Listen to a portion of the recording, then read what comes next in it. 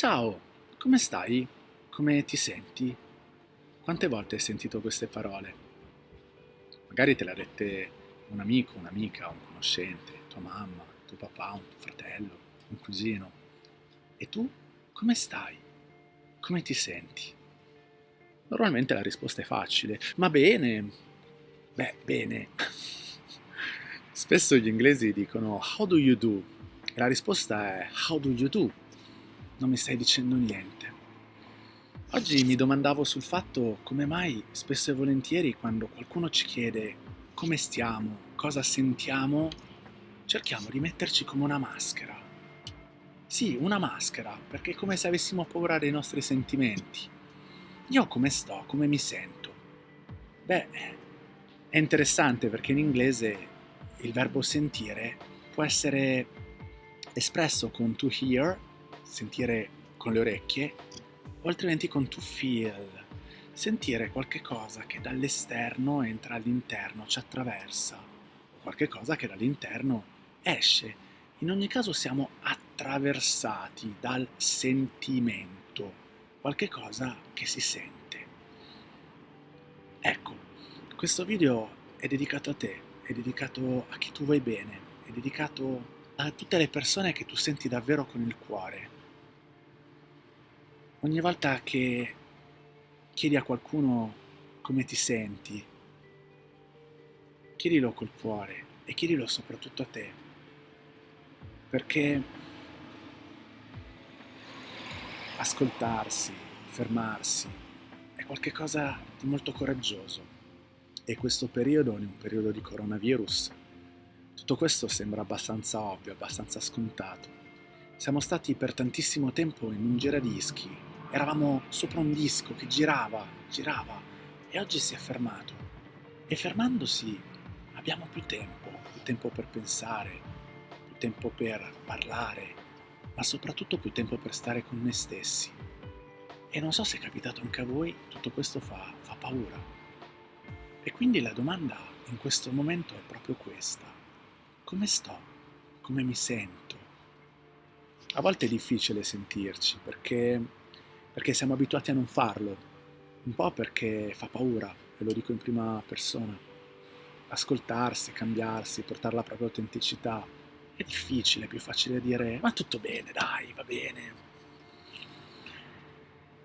Credo fermamente che oggi siamo di fronte a un grande cambiamento ed è possibile cambiare non se l'umanità cambia, ma se ognuno di noi, se io cambio, se tu cambi. E ti chiedo un favore, quando chiedi agli altri come stanno, come si sentono, ascoltali, chiedi davvero a te stesso di darti quella risposta e vedrai che anche gli altri inizieranno a darti una risposta, troveranno la loro semplicità, la loro autenticità, troveranno una strada attraverso se stessi. Non è una strada semplice. Personalmente ho messo molto, ho impiegato molto per imparare ad ascoltarmi. Esistono varie parti di ascolto, alcune più esterne, come può essere l'istinto. Ascoltiamo il nostro istinto, ascoltiamo la nostra mente, certo, e altre invece via via sempre più interne, più sottili. Le emozioni, ma le emozioni portano l'emotività, mentre qualche cosa dentro di noi porta alla verità ed è il nostro vero sé. Se anche tu oggi senti che bisogna fare un cambiamento, senti che c'è bisogno di iniziare davvero a sentirsi per davvero, per poter aiutare prima se stessi in questo cambiamento e al tempo stesso aiutare gli altri. Beh, come si può fare?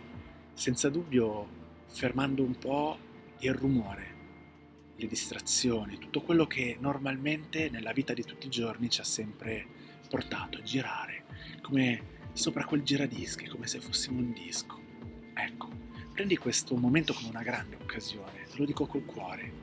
Siamo già fermi, non posso dirti di fermarti, ma posso dire di ascoltarti per davvero, di ascoltarti con le orecchie, con la testa, con gli occhi, col corpo, col cuore, con la pancia, ascoltare ogni parte di te, che cosa dice. Questa verità, ascoltala, porterà con sé molte informazioni. E se non riesci perché il rumore è troppo, non ti preoccupare. Nel canale che ho creato, nel canale dove ho caricato questo video, esistono delle meditazioni. Meditare è uno dei tanti modi in cui si può entrare all'interno di noi stessi, ma possiamo entrare dentro noi stessi anche facendo esercizio fisico. Alcuni monaci zen dicevano che tagliando le zucchine si può entrare dentro noi stessi. È lo stare, l'arrendersi a qualcosa di più grande, avere fiducia. E io oggi ti chiedo un favore, ti chiedo di avere fiducia in te, ti chiedo di amarti, ti chiedo di ascoltarti. E chiedendolo a te lo chiedo anche a me, perché, come ti ho già detto, il cambiamento parte da noi. E questo è il mio modo per iniziare questo cambiamento. Se vorrai, sul mio canale potrai trovare di volta in volta nuove meditazioni e anche strumenti fatti da me o dai miei collaboratori, dai terapisti, per aiutarti ad ascoltarti, a sentirti, perché a volte è necessario avere la consapevolezza di esserci persi per poi ritrovarci.